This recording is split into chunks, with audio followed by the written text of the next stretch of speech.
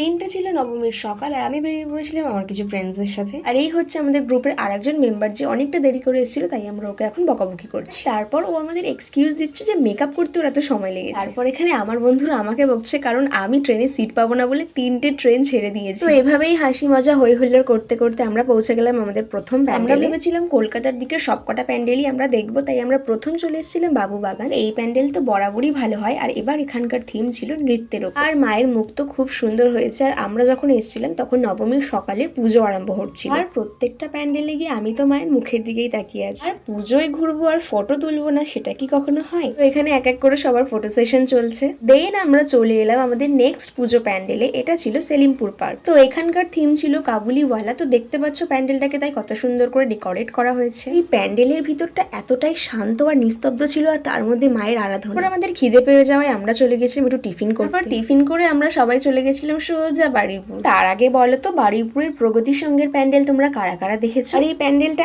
এতটা সুন্দর হয়েছে জাস্ট চোখ ফেরানো যাচ্ছে। আর আমরা যেহেতু সকাল সকাল এসেছিলাম তাই প্যান্ডেলে কিন্তু একদমই ভিড় ছিল না সেরকম। আর প্যান্ডেলের ভিতরটা কুমোরটুলির মতো করে ডেকোরেট করা হয়েছে। এখানে ঠাকুর তৈরি থেকে শুরু করে মায়ের চক্ষুদান সবই কিন্তু সুন্দর করে সাজানো। তারপর আমরা চলে এলাম বেদুইনে আমাদের